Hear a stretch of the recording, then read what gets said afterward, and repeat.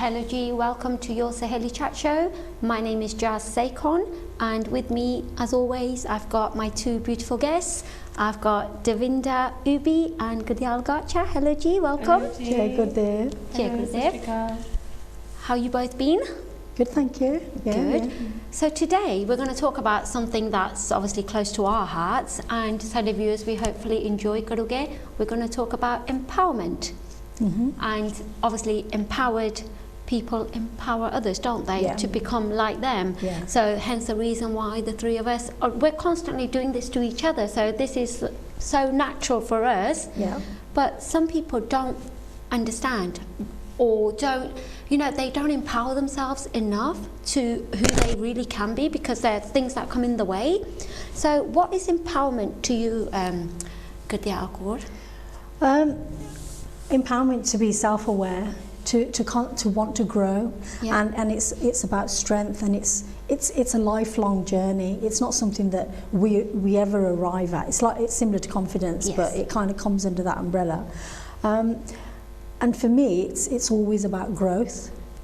I think as women and men, we know when something isn't sitting right, or when someone's treated us unfairly, or when whatever the circumstances are, in whatever environment, we can kind of see that, you know what, I need to do something about this. And that's where courage comes in, when you empower yourself.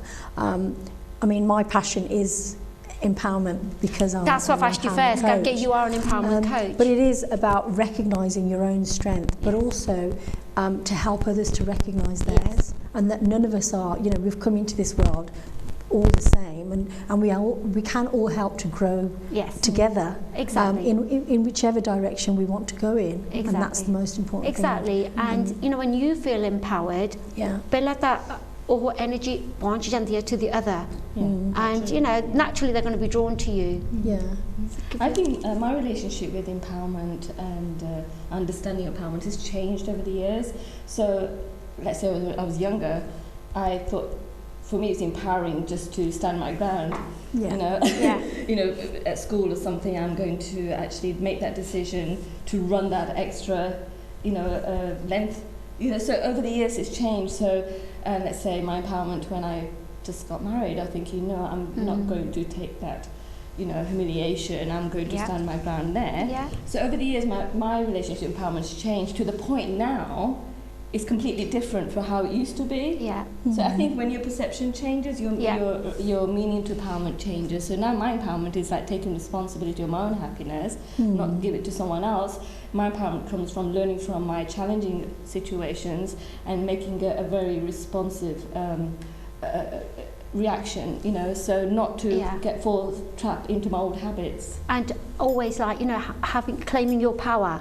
Because when we lose our power, we lose our confidence, and then we're not empowered, and we're no good to ourselves, never mind empowering anybody else. Because, like you said, empowering for me, personally, it was with my personal development. The more I invested in myself, the more I got connected to myself, I felt like I'm not here to play small. There's more for me. I can do bigger and better things. And it was kind of having that belief in me to be able to do it, and to be able to, like each lesson or each chapter in my life, just to turn that page rather than be stagnant. And because that isn't empowering when you're just stagnant, because it's all energy, isn't it? And when we're stagnant, we're not moving, we're not growing, that really deflates me. And even now, it's the sensations in the body when you're empowering yourself or disempowering. So when you're disempowering yourself, you actually do feel deflated and depleted, and feel agitated and feel angry. And when you feel empowered, you actually feel quite uplifted and energized, and you feel the passion and the drive. Absolutely, and you look good and you feel fresh, and you just think, this is living. Because But also, the other side of empowerment is where we may feel empowered and strong and, shine a bright light and stuff, other people can also feel disempowered just by that, and think, oh, well, depending on where they're coming from, that might be too much for them. But we all have a sense of responsibility for ourselves to learn and to grow and to become the best version. Because, you know, nobody wants to be disempowered by anybody. You know, at the end of the day, it is about your power, your energy, what you're giving out. And everybody on the planet can become empowered. But sometimes that means making decisions that you're not comfortable with, coming out of a situation. You know, you might be at work and someone's treating you in a way that's not acceptable or doesn't make you feel good, and that's where you've got to make some decisions, and that's all about empowering as well. So it happens within every kind of area of your life. If you think about, like you've just said, within a relationship, you know, you might go in and your husband or whoever it is might treat you unfairly. It can happen between siblings where one child gets favoured more than another. So it happens in every area of your life, and I think that's the most important thing, that you can learn to grow and you know, we've got a voice for a reason. It changes in, like you said, relationship empowerment. Like before, I thought it's empowering for me to stand my ground. I'm not going to take this nonsense. I'm going to respect my boundaries. But that's coming from a place of me actually believing I was not being respected and my worthiness was not being valued. But now it's changed. So I actually now feel more empowered when I feel like actually there's no one out there to, you know, disempower me. I'm actually honouring my empowerment by just saying this is my responsibility to make the change within me. No one's out there to get me. So it changes. Because you've taken charge and you're thinking, this is me, this is how I'm going to do it, and I can, you know, do whatever I set my mind to, because it starts with that, right?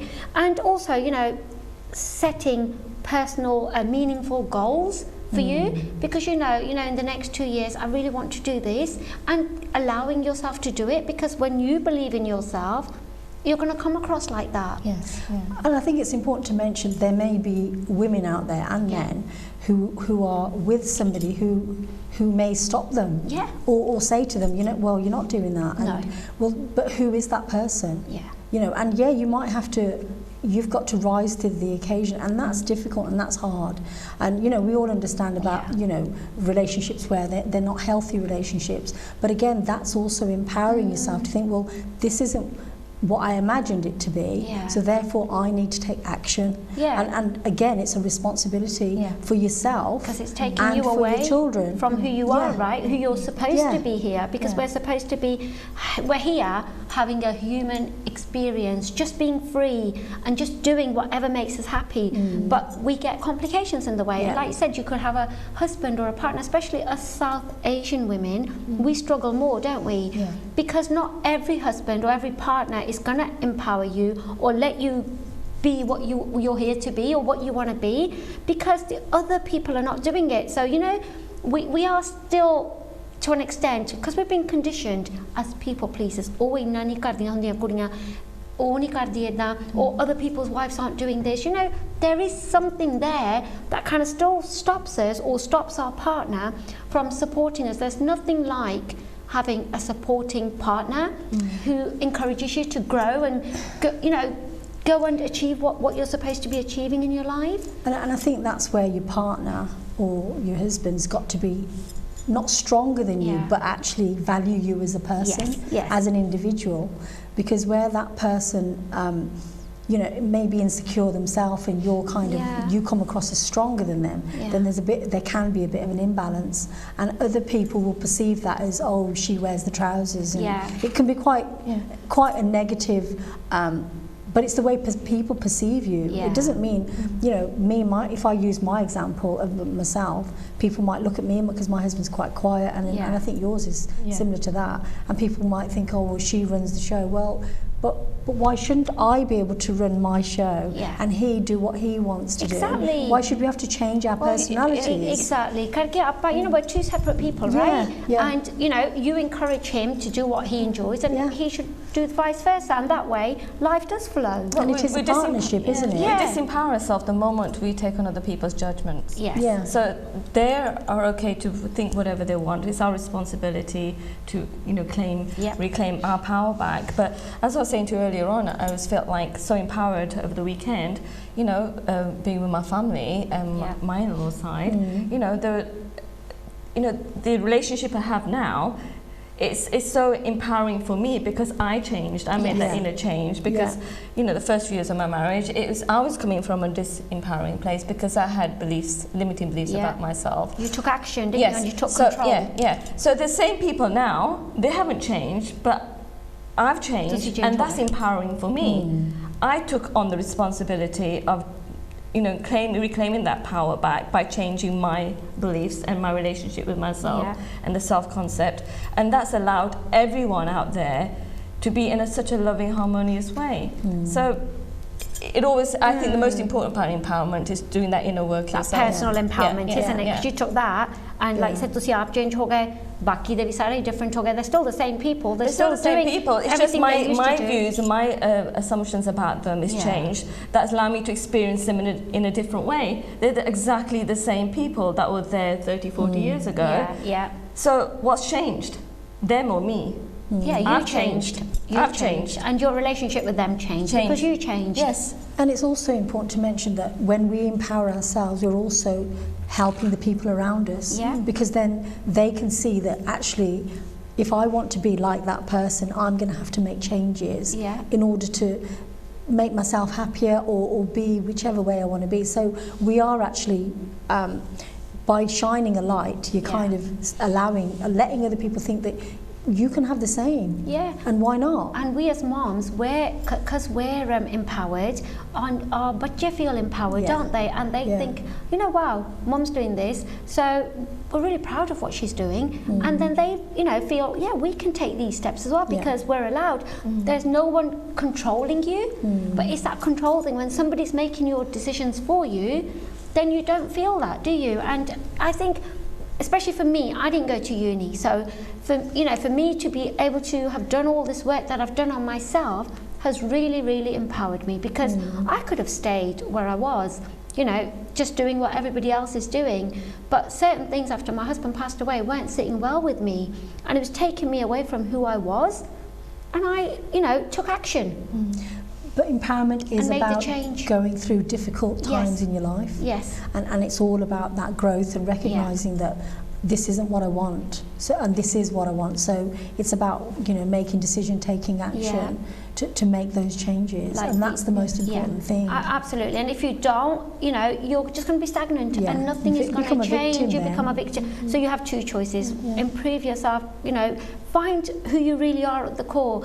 Because now, I was saying to Dad on the way, again, I know you get a bit, but on the way, we were just saying, I don't get a bit anything, I don't know what you mean. No matter what goes on the outside, you know, when you know you're in a good place and it doesn't affect you, because you can't, what you can't control, why do we try to control that? That's where we lose all our, you know, we get disempowered, we lose our power because we're trying to control what we can't control. Exactly. And all you can control, it's what's inside of you. Exactly. So I always say the outside, it's a sum of our old thoughts. It's actually dead outside. It's an illusion, but we're trying to change this illusion. It's a hologram, you know. So what we need to change is what it all creates from the first place, and that's where the empowerment comes. Trying to change outside is a disempowerment, but we waste so much energy trying to do that, and we think we're getting we sometimes experience temporary sort of, you know, a resolution, but it doesn't last long. No. So if you want a permanent resolution, permanent shift, we need to work there, and that's where the powerful empowerment comes from. And the stories, you know, it's like for me, like when my husband passed away, it was like, other people were telling me, you know, there's no guidebook on being a widow and how you should live now. There were no widows around me. It was like, you know, for me to think, you know what, I felt, this is not my story. These are not my beliefs. These are your beliefs. You can't even answer the questions why these beliefs are in place. And I thought, nah, I'm not going to live in your story and your beliefs, because it's not my story, it's not resonating with me. So I'm still who I'm supposed to be here, and that's why I'm still here today. So I'm going to, I've accepted that story, and I've accepted my story, what's happened to me, but I'm going to create a new story for me, and a new chapter. So that was the growth, wasn't it? That was coming growth. from a difficult time where you had to make that decision, and that is where you empowered yourself to make decisions that were suitable for you and your family. There were only two choices, you know, you sink or you swim, right? So you have to get yourself up. And now I come to a stage where I feel, you know, sad what happened to me, but it's, you know, life is never in a straight line. It's not meant to be in a straight line. We're gonna go through stuff that we didn't expect to go through, but it's these things and how the people behave, because they behave how they know how to behave, right? They're coming from their perspectives, they're not really saying anything to you, but they're just behaving with what they know, what stories they what believe. they've learned, But now you get to a stage where life is actually happening through you and we're empowering other people. I mean, us sitting here doing this, you know, hopefully ਸਾਡੇ viewers there asar pauga be how to uplift yourself, how to empower yourself, because at the end of the day ਆਪਾਂ ਕੁਝ ਵੀ ਬਣ ਸਕਦੇ ਹਾਂ ਆਪਾਂ ਜਿਸ ਚੀਜ਼ ਤੇ ਵੀ ਆਪਣਾ ਮਾਈਂਡ ਪਾਈਏ we're capable of doing that and our mind only goes to the things that are for you. And I always believe that, you know, as a soul we come here to learn lessons. So if I want to become an empowering person, I can't just become empowering a day. I need to have something disempowering situation in order to understand what empowerment means. So every disempowering situation, every challenge, every obstacle, that's teaching me how to become an empowering person. So that's we can change our perception about a challenge and a disempowering situation. Actually, we invite it and we appreciate it and give it our gratitude, because through that disempowering, very difficult situation, I've learned to become empowering being. Absolutely, and self-awareness, isn't it? Yes, right. Because you're always it's all to do with self-awareness, and at the end of it, it's about boundaries, it's about standards. You know what you want, how you want to be treated, what is acceptable for you may not be acceptable for the next person, or may be acceptable. So, you know, the way I might speak to my husband, somebody might think, well, that's a bit. But if we're happy with the way you speak, then it's okay. So it's all about your own, what's comfortable for you, what makes you happy is good enough for you, and it doesn't really matter. In a different place in their journey, but where they are is exactly where they're meant to be, and it's perfect. So we can't compare ourselves. No, and I love it when you say, you know, we manifested this, right? That's right. Somewhere along the line, you wanted this, and you've got this. It came from some thought, some assumption that we're here today. And every moment we keep creating, so next time we meet, it has to start from now, what we feel, think, and imagine. But no situation is wrong. We're never late. We're never sort of like getting left behind. That every moment is an empowering moment. The now moment is an empowering moment where we now allowed to create the life we want to experience. Yes, and you know, just encourage your children, especially your daughters, just to do whatever feels right for them, wherever they feel, you know, they need to apply for jobs. Never hold them back. Whatever, you know, they're really wanting to do, because that's where they will do really well. You know, that's sometimes we say, where their passion is. We say to our girls, you know, become a doctor, become X, Y, Z. But you know, my oldest daughter, I'll give you an example. Everybody used to say, oh, Jaspreet's so bright, you know, she needs to go into medicine. But, you know, she was wanting to do more like math side of things. I said to her, actually, Jaspreet, do what you're good at, because that's where you're going to excel, aren't you? You know, it's all right, but in your heart, you want to do something else, you're going to excel in what your heart or what you really desire to do. So, you know, it's your life, it should be your choice, and what you're good at, go for that, because it doesn't feel like work then. No, like what you do, it doesn't feel like work. This doesn't feel like work at all. This feels like a very empowering situation, because you can tell it's empowering because we're not feeling tired, we're feeling excited, there's buzz in us. So that's when you know you're on this is our soul, you know, passion, and it's our purpose. Exactly. Let's go on to a little bit onto a positive language, because that's empowering, isn't it? Yeah, I mean, the language that our mental diet's really important. So we've got to say things which are nice to us. You know, if we've come across a situation where somebody's said something to us and it's upset us, I mean, I know you'll have a different view of this, but I'm just thinking of, you know, and it's okay to digest it, think about it, and look at how you're feeling with what's been said, and how you would like that to to go on going forward. And it doesn't matter who it is, whether it's in the workplace, your child, you know, your partner, and that's where you've got to look at, well, what can I do about this? What would I like to do about it? How would I prefer to be spoken to? So not only is it what you're saying to yourself, you know, and a lot of this will come from your culture, your religion, and you know, the way you've been brought up, and it's all about your story that you continuously tell yourself. And if you want to come out of that, then it's about making the changes that you need to make. And remembering you have a voice, right? And you're you, and you can say whatever isn't right for you, or you know, you can challenge it. And I mean, it's about being respectful as well, and talking in a way that's honouring yourself. I mean, the two words that always come to mind now, as I'm older, is reaction and response. You know, when you react, you're coming from a place of fear or, you know, negative thoughts.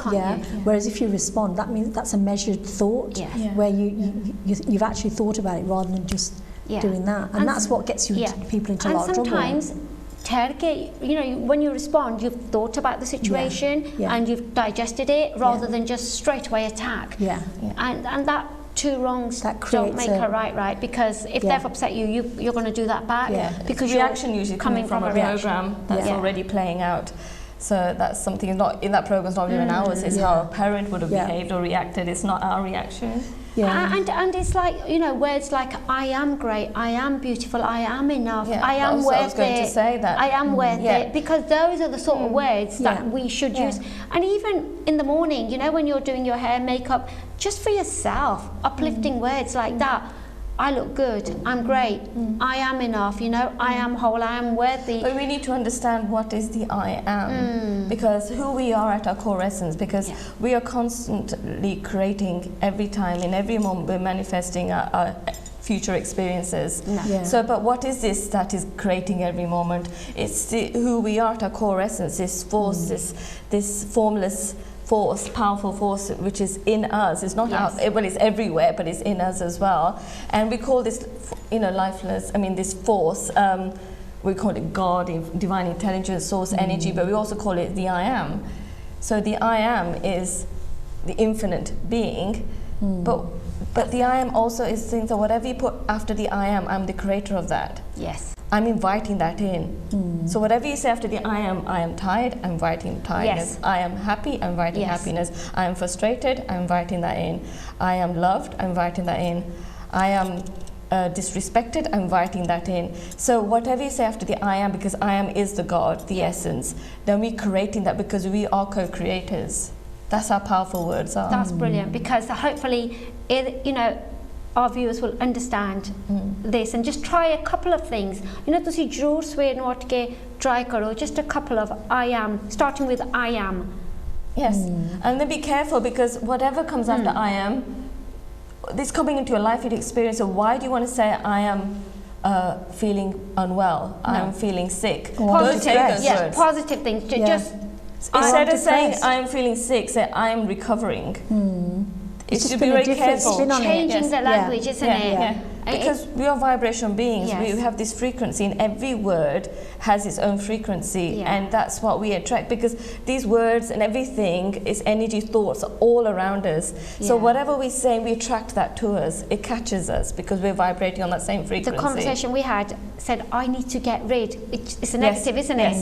So you don't say that. No. So even when you're trying to say, I'm trying to get rid of this, I don't want this feeling, I don't want this situation, because the universal law is saying, whatever you give your attention to, I always give you that. I give you more of that. So you'll get more of what you're trying to get rid of. So instead of saying I don't want to get rid of it, whatever experience you're having and you're having a difficult time with it, first you accept it, because once you accept it, we're not accepting it because you think you're deserving of it, you're accepting it. It's the energy, some part of me created that, but I'm accepting it's there. Through the acceptance, you get to the energy of trying to get rid of it, and the resistance goes, and all of a sudden after that, you change your story from that. So would you say, like, say there's a situation, would you say, I allowed this situation, and then you kind of get control or power back? Yeah, so an example like your partner, instead of said, I want to get rid of the way he behaves, he treats me very in abusive language, instead of saying that, because you've attracted that, because that's what he kept saying, you change your story after that to say, oh, I am so fortunate, I'm so grateful to having a partner who really respects and honors me, then change your story, and then you manifest that. I am so grateful for that partner to treat me with so much respect. And the other thing you said is, even if somebody really upsets you, you don't send them, you know, bad vibes. Send them, wish them all the best, and send them love and light, and you'll get that back in tenfold. So even that is empowering. But it's the same thing. Like, you have to have a disempowering situation to that person's inappropriate behavior. That's a disempowering situation. But they've allowed us to understand the virtue and the power of how to empower ourselves through that. And we can only empower ourselves through that by changing our stories, by sending them love and light to end the cycle of the karmic cycle that we got it back. So that's how we empower ourselves to that situation. But if we react back in the same way, there's a disempowering situation and we've disempowered ourselves. So there's no learning there until we find it repeat again. And let's just share a few more. I know it's a little bit negative, but a few disempowering words. Like, you know, you can say, people end up saying things like, oh, I should have retired by now. You know how that is negative as well, isn't it? Because I should have retired by... These are disempowering conversations. And things like, I should have achieved this. So that's coming from a place of like feeling unworthy, not good enough. Desperate, I should have achieved this by now, or I should have had this. For me, like up where, you know, we're towards targets, everything is target driven, isn't it? I never even get disempowered when I don't achieve my target, because I'm like you a bit. I'll say, Ajana Guini, Ajana, and somehow by hook, because I believe that, by hook or by crook, or Ajan there made a sales. Exactly. And I honestly, I don't know how I get it. And there's always a joke at work, right? They say, just, there's one thing, my target say 7,000, 9,000, and yours is like 27,000. How? I said, I don't look at each month. I look at the bigger picture. Mainu pata, sare saal de vich mera aa jana hai. What I need. It's about belief, isn't it? It's belief, isn't it? It's all to do with belief and faith. And even when I was rock bottom, I felt, I'm going to get up because God has a big plan for me. He's going to get me up. And minu Baba Ji ne sar te hath rakhya at every step. Hon si raah chaundiyan siyan. And there was a car that nearly collided. You know, we nearly didn't get here. That close. And when you have that belief, minu Rab hamesha mere te hath hai, mere sar te minu hath rakh ke bachaunda hai. That belief, it honestly it materializes. And same with my children. I always feel God is protecting them at every level. But this is a constant, like this is your mental diet. This is constantly, you had the dialogue in your head and you're creating this. So God only protected, but God is not out there, God is in you. You created it. And but there's some people who always say, oh, things always go wrong for me, and then why? Because that's the language, the mental diet there. And they say, I'm not worthy of it, and that's so negative. Can you imagine sitting there kind of having these conversations where you can just flip them to like, I'm great, nahi main theek hai, mere bacche bhi great hai. You know how people say, haan ki kariye nyane aankhein nahi lagde. You're giving that energy, aren't you? I say, no, my children are really great actually. They do, I'm very lucky because they do listen to me and we work together as a family and we're there for each other. But I don't think it's about luck. I think it's about what you've put into what you put in there, definitely. The effort that you've put in with your children or with any relationship, that's what's going to come out. Absolutely. You know, and if you don't make that effort and the time, and then obviously your children aren't going to listen to you because you're not there. No, and how you know, like say you've, you know, like when you did your Gadial, share a little bit. You know, when you did your coaching, when you kind of achieved what you wanted to, and you got to the stage where you were getting clients, how did you feel? Bet you felt top of the world because that was your big dream at that time to achieve and do your, you know, complete your coaching program. Yeah, I mean, I've always done coaching. I think if you're a natural at wanting to help other people, then it just comes naturally. Getting clients who now pay for the service is not that different, you know, because I still get the same inner satisfaction of knowing that I'm doing something that I truly love. So if it's something that you're already doing, it doesn't feel that different. And it's good for the client when they actually pay because they're sending the universe a message, look, I'm worthy of this and I'm going to invest in myself and do this work on myself. Because we ourselves, Asian women again, apne aap nu hamesha पिछे रखी दा right कोई नहीं मैं अपने आप ते नहीं पैसे खर्चने मैं ये करना मैं ओनू देना मैं ये करना मैं अपने बच्चों दा ये करना we always because we've been conditioned right we put ourselves last but honestly me and my sister were having a conversation yesterday. We said we're at a stage in life now where we want to invest in ourselves and put ourselves first. And you need to look after yourself when you get to a certain age to look your best or feel your best. I don't even think it's. I don't even think it's about age. It's throughout your life. You should feel like you're quite centered and what you're doing. Yes, you know, if you have a family, sometimes it's difficult. You know, because, you know, to kind of weigh it all balance, up and put yourself at the top. But there is a way of feeling connected with yourself and feeling like, you know, you're just as worthy as everybody else. You know, your time with your friends or family or doing something that you enjoy on a daily basis. Not to have to wait until you're 50 or 60 or when the kids have left. Exactly. And it's that mindset of thinking, oh, well, when I've retired, I'm going to do this. Well, why can't you do it now? What is stopping you? You need to do it. It's just your mindset, you know. So therefore, you know, whatever you want to do, today is the day because and if your heart is saying do it, it's obviously something that's coming up for you, right? But talking about investment, like you're saying, a lot of people out there, the main problem is that people don't give them the qadr and respect, and they feel offended by it. But then they don't want to invest in themselves. So when they want some coaching or whatever, I don't want to spend a penny, or can I get it free somehow? Because they don't want to invest in themselves, but they want other people to invest time and energy on them. Can you see how that happens? Because you know, they don't feel worthy of spending that money on themselves to make themselves develop. So they already have that belief, I'm not worthy of it. But then when other people treat them in a disrespectful way, they don't treat me as in a worthwhile way.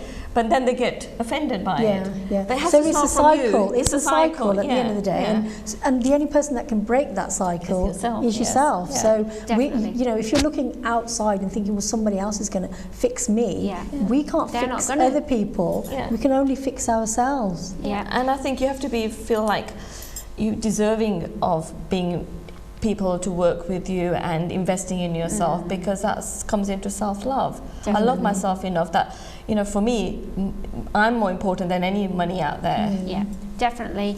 And the other thing in our culture that still is quite taboo is colorism. You know, everybody wants to be gorejite. Why is that so big still? Because it's gone on from centuries, and again it's other people's stories, right? Because jinna rang chitta just onne tusi sone. Or even when somebody has a newborn baby, like they say rang safia. You know, things like that. I think colorism is big, and that can be disempowering because not everybody is the same colour. I think I mean, I was obviously reading up on this and stuff like that, and the programme, the Indian Matchmaking, which I think a lot of people have watched on Netflix, and the majority of the women who were the parents of the boys, they mentioned the colour of the skin of the daughter-in-law that they wanted. Now that's quite upsetting because we all come in different shades of you know, skin colour, but that was the common denominator, and I think the women were criticised, but so was the matchmaker.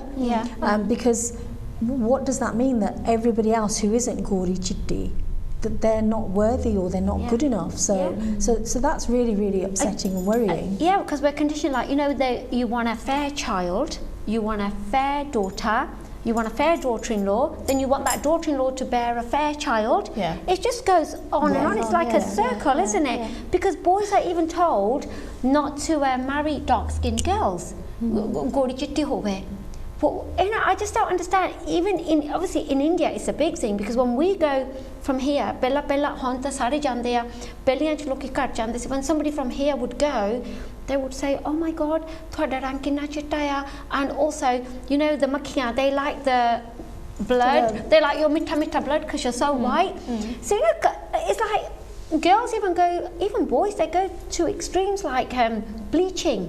It's scary. It's I mean, I was looking into this, and the money that's been made by 2024, it's going to be 31 billion in skin whitening. That's what's going to happen. So if you imagine you know, people are doing this, and people are dying from it, because obviously there's a lot of products out there which are not good for your skin, because naturally the pigmentation of your skin depends on where you live. So if you live in a country like the UK, you're never going to get much sun, whereas but this does come from the British Raj as well. So if you think about you know, the lower castes, they were always out in the sun, so their skin's kind of naturally going to be dark. So the people that were inside doing nice jobs, their skin was fair. So people favoured those, and the caste system does come into it, and we still use that, don't we? We do. We still talk about somebody because of their skin colour, and we don't look beyond that. No, we don't, and it knocks that person's confidence. You know, because some people can be quite like, say, oh my God, you're quite dark, aren't you? But some people, you know, can take it. Not everybody is. But I think this is more about, we're talking about all the fair-skinned people and their judgments, but I think this is all about, like I said, nothing in life is a mistake. No. So let's talk about the people who have got the dark complexion. It's about them. Why are they coming to this life form with a dark complexion? What are they here to learn about themselves? This is what it's about. They're here to empower themselves, that they can learn to self-love, how to unconditionally love themselves, and other people who their loved ones, their parents or their siblings, how they're learning to unconditionally love the child who's got a darker complexion. Nothing is a mistake. So this is, they're teaching us unconditional love. So there has to be people with dark complexion, light complexions, but nothing's a mistake. See, this is like a kind of like, you know, this white, the colorism thing, and then also, you know, we are a generation that also we were at schools, you know, where they were like, we were kind of, that racism was in there, wasn't it? Because we didn't fit in, we tried to fit in everywhere, but we're still not white as the goddess to be able to fit. We didn't fit in then, did we?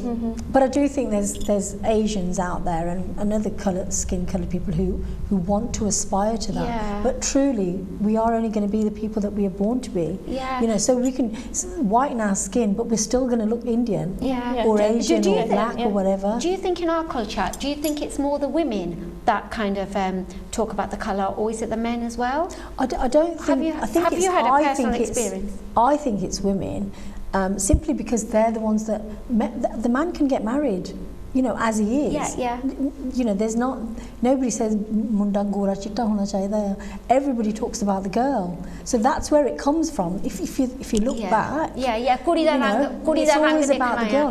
But this is not real marriage then. This is all condition based, that they have to be in a certain way, so that's not love. So maybe, like you said, every life's all about duality, you know, like white, up, down. So it's all about accepting everything and being okay with the different colours. But then, you know, somebody is with a dark complexion, and there is a loving relationship. Can you love a person unconditionally with a dark complexion? That's what true love is. And that's going beyond the, you know, imperfections and teaching someone how to love. But if you go, marriage is more about a contract. It's not about love, really, is it? So we're looking for, you know, trying to tick the boxes. But I think this is teaching somebody that I can love someone with a dark complexion, with, you know, other imperfections. It's about teaching unconditional love. See, this is, I knew you'd put your spiritual, you know, effect onto this, which is really important, because even when I had my daughter, she was really fair, had my son, he was a bit dark, and people would come and say, oh, munde da rang thoda pakka hai, eh apne daddy te hai. You know how they just don't, they're not embarrassed or scared to make the comment. We need to change our language. It's it comes to the language, right? And I said to I remember having a conversation with my mom. I said, my munda's a little bit dark, so I'm just going to put a little bit of talc on him. You know how when you're just 20 years old and you think, oh, I'll do this, because we're conditioned with it. It's conditioned, but it's sad because it's not really love. No. Love is about feeling white. It's supposed to look good. But it's not right, is it? But the thing is, I mean, you know, if that woman said that, you know, that's something that she's learned, and what we've got to try and do is, as an empowerment thing as well, and to do with colorism, is it's not nice to say that to anybody. As long, you know, we want healthy children. We're not going to be putting them up against like a grade of what shades they are. They're not a star prize. I mean, I don't know if you know, on Shadi.com, they had like a skin Somebody thing. told me this. Yeah, and then they had to take it down. Like wheatish, fair, wheatish, savvy, or I mean, obviously the photograph should tell you what colour that person is. See what I mean? How big that is. They'd actually put like a list of what skin tone you actually are. I know a family where I think there's about 6, 7 sisters, and they've all got marriage issues apart from one. The one who actually married a Jamaican guy. They've got the most harmonious, loving relationship. That was love.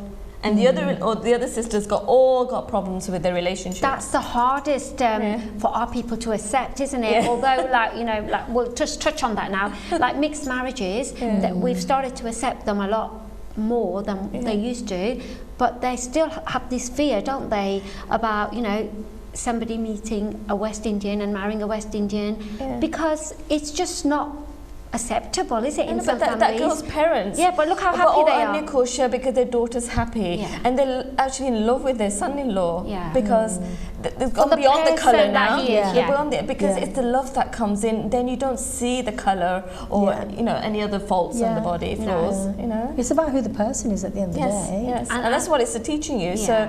I think it doesn't matter what colours you are, what is the lesson from me, this is what's going to teach me. Am I going to actually go into the feeling of people's judgments, the conditioning, or actually going to follow my heart? And like you said, it comes down to, like, you know, we said we're worthy of it. On the flip side, that person is still worthy of everything. Yeah. So you know, do you have any examples on this, like with you in family? Did you experience anything like I shared? Because it's good, because that's where people really like kind of resonate with you. Like somebody that I know, I'm not going to say who because it's you know, but the children, one was called black and one was called white. See, there was this No, thing. I think that's like, why would you even say that? Or they'd say if you're dark, they'd find somebody like, oh, you've gone on to that person, or they've gone on to that person. They used to be even names, didn't they? Or they'd say, oh, we're up in Mammedia, or this, you know. And I just think, well, we're different. I've seen again there, right? But I think it was the old, you know, people that are older than us. They were the worst. But kids feeling it today and then turning to bleaching, it makes you wonder, because we don't say it, but obviously there is something for youngsters to be doing this. There's a real culture in India. Do it? Exactly. So he so felt unworthy of himself and didn't like himself. And he felt he was going to be loved more if he was fairer. But this business is booming in India and in like African countries. That's why there's a storyline, wasn't there? But the thing is, you can only, you know, you can't literally whiten the whole of your body. You can't change your features that much. No. So, you know, it's actually quite dangerous. I was speaking to my daughter-in-law about it, and she was saying that, you know, regardless of changing your skin colour, your pigmentation's not going to change. So then you're going to get a difference. So it's actually worse than just accepting yourself for, you know, where you are right now. So, well, if the intention behind doing all of that, because you don't feel good about yourself, you don't like yourself, you don't love yourself, right? That's the reason you're doing it. So if you're already feeling that about yourself, that's the relationship.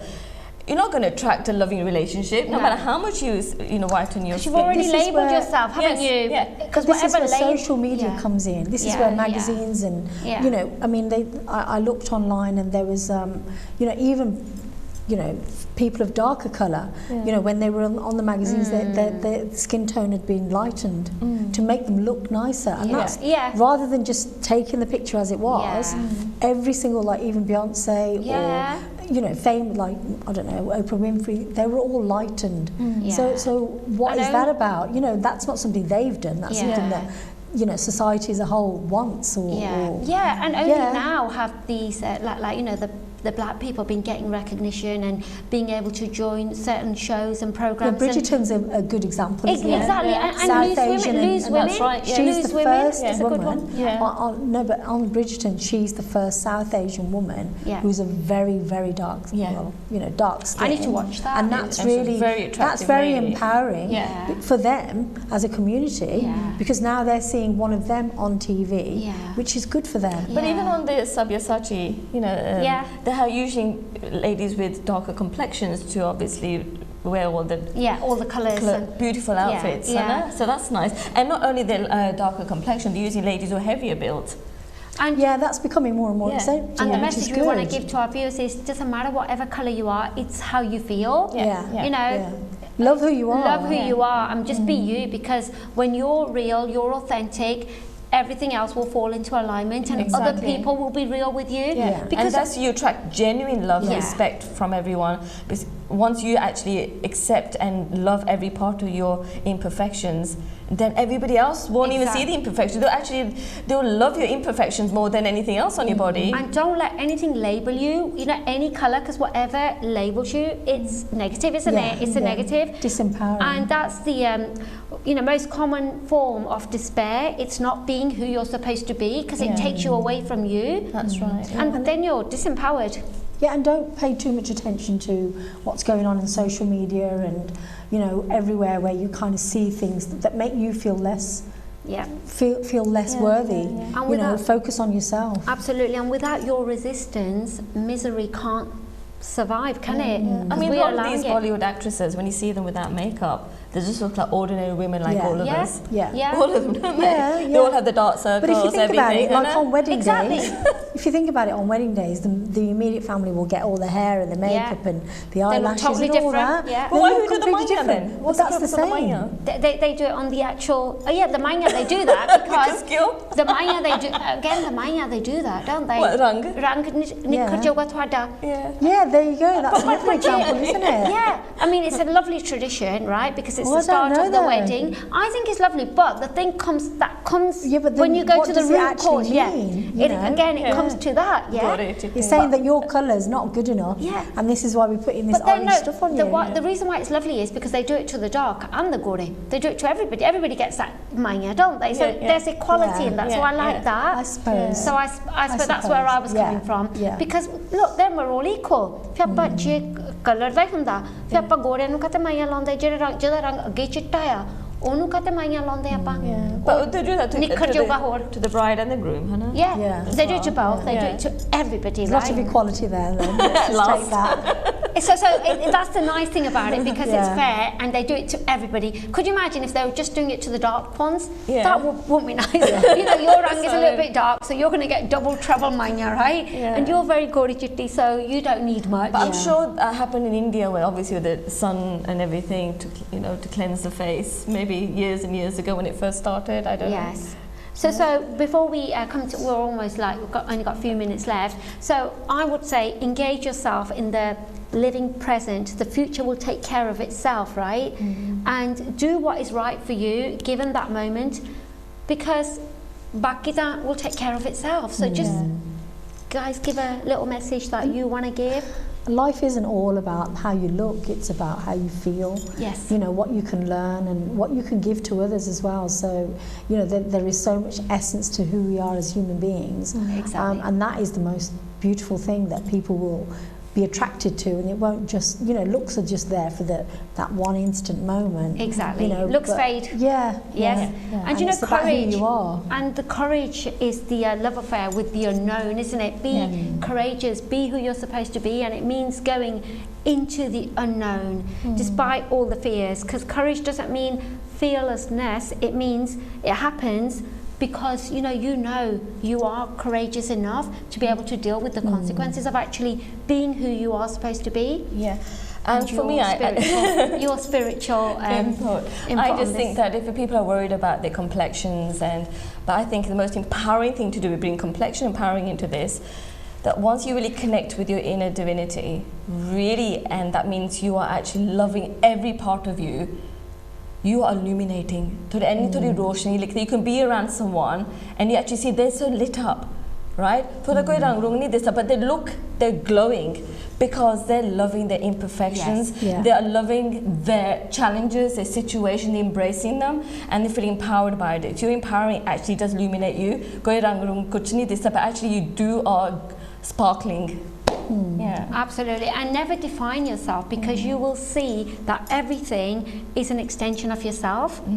So, you know, and don't put yourself in a box, because you're here to grow, and you're here, again, not to play small. You're here to do the big things that you want to do and you were meant to do, and keep going for your dreams, because even if something happens in life, life, like we said, things happen, but you've got to have that determination to get up and be resilient and to carry on, you know, as to like let something knock you back, which it will for a bit, and you do have to, you know, obviously feel what's happened, feel all the emotions, but you've got to be strong enough and feed your mind again, like we said, it's ਤੁਹਾਡੀ mind ਦੀ ਖੁਰਾਕ ਆ, ਜਿੰਨਾ ਤੁਹਾਡਾ mind strong ਹੋਗਾ ਉਨਾ ਹੀ ਤੁਸੀਂ ਖੜੋਗੇ again, you know, man jita jag jita is like, you know, a powerful quote, because it's true, ਜੇ ਮਨ ਡਿੱਗ ਗਿਆ ਤਾਂ ਤੁਹਾਡਾ ਡਿੱਗ ਹੀ ਜਾਣਾ ਆ, and only you can help yourself, only you can save yourself.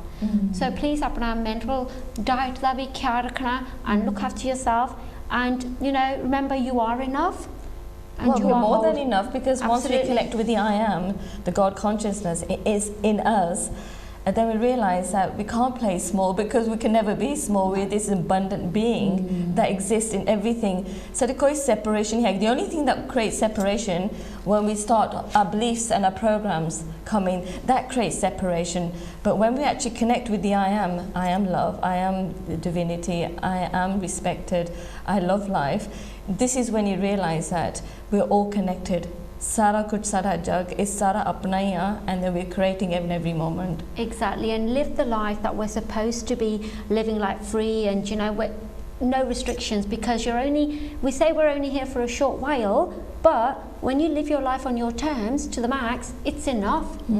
So, you know, apna khyaal rakhiyo, and we'll be back very soon with another episode of your Saheli Chat Show. And you know, if you need to get in touch with Gurdial, Devinder, please do let us know, because honestly the best thing you can do is work on yourself and improve yourself, because at the end of the day, if you need help, we do have help available. So, and we speak the same language, because I always say apne Punjabi log, Indian people, they need Indian coaches who understand the culture and our lifestyle. So yeah, do get in touch, and we'll be back very soon with another episode of your Saheli Chat Show. Jai Gurudev. Thank you.